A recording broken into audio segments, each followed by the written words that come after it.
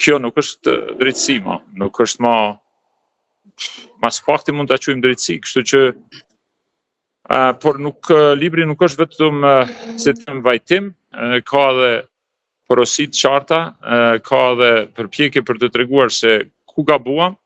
por edhe ka rekomandime se çfarë duhet bëjmë në hapa të mëtej, që siç e tha edhe kryeministri Rama dhe natyrisht edhe presidentja jon Vjosa Osmani dhe të tjerët, çfarë ne si dy pjesë të një kombi të ndarë dhe jo vetëm me miqtë tanë, çfarë mund të bëjmë dhe duhet të bëjmë. Dhe nuk guxojmë të lejojmë normalisht brenda normave të cilat bota demokratike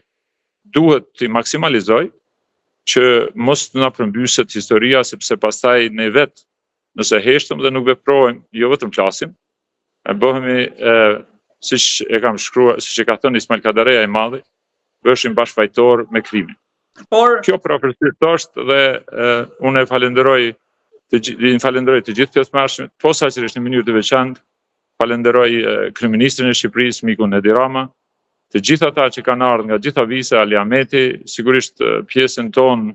nga presidentja Osmani, e cila pa marrë parasysh agjendës së saj shumë të zënë, gjeti kohë për të ardhur ministrat, familjet e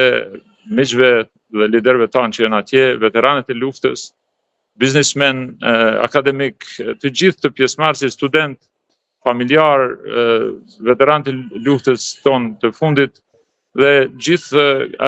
ajo përgjigje në kohë kaq të shkurtër tregon se populli e din kush janë fajtorët dhe e din kush janë shkrimtarët dhe e din ku duhet ata të kenë vendin.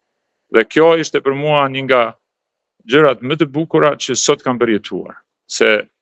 nuk ka qenë shkrimi im mbase aq i bukur që ka, sepse shumica prej tyre as që e kanë lexuar, po vetë ftesa se për kë bëhet fjalë ka treguar se çfarë vlen në popullin tonë dhe uroj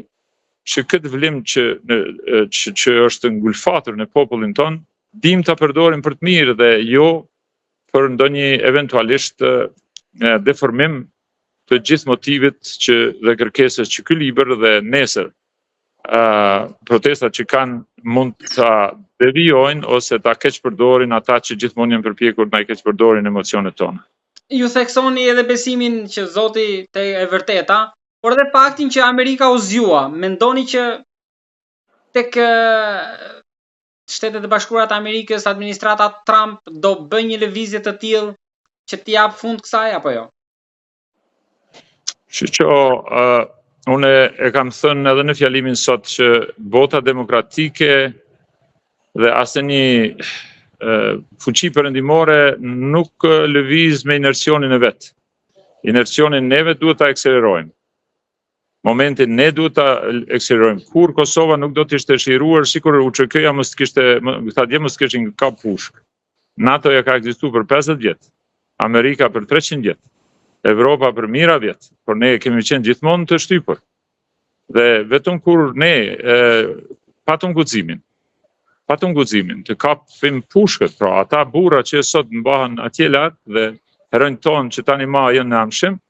kur u ngritën dhe pan që vërtet e kemi për një me, atëherë u vun lëvizje bota demokratike. Pra, as administrata Trump, as administrata Joe Biden që ka qenë, as Bill Clinton,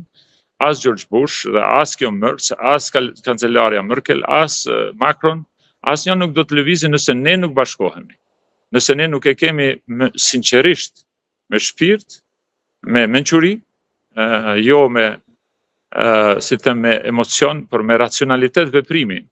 në mënyrë shumë të koordinuar, bashkë me aleatet tanë, me ata me cilët ne vërtet e gjetëm gjuhën, mënyrën e komunikimit dhe guximin tonë, dhe vetëm kjo është metoda me cilën ne duhet veprojmë. Edhe nesër protesta jonë, unë ftoj të gjithë ata që të dalin, sigurisht që do të jem edhe unë me gjithë familjen tim dhe miq dhe i ftoj gjithë miqt që ishin sot këtu të marrin familjar dhe dalim sepse kjo është minimumi i minimumit që mund të bëjmë për të treguar gjithë botës se hey, you are wrong. Sepse janë manipuluar, Amerika e ka kuptuar pra me këtyre pyetjes sate, të paktën qarqet në të cilat unë njoh e ka kuptuar se dhe vetë kanë qenë në lajthitje, sikurse që po e kuptojnë për çdo ditë edhe Evropa, se dinakria ruse, dinakria e qarqeve qeveritare dhe jo vetëm, fatkeqësisht edhe akademike, serbe, në mënyrën ma, si të them, anti-biblike, anti-kuranore, anti-hynore, bëjnë gjithçka e mundur që fqiu i tyre, që është në kundërshtim edhe me të drejtën hynore, të bëjnë që ata të trima, dhe kjo është një rrezik shumë i madh edhe për rendin ndërkombëtar. Sepse atëherë dekurajon çdo lëvizje për liri, që kështu do ndodh mas 25 vjet edhe për ju. Pra, duke fabrikuar evidenca të paqena që historikisht i kanë bërë,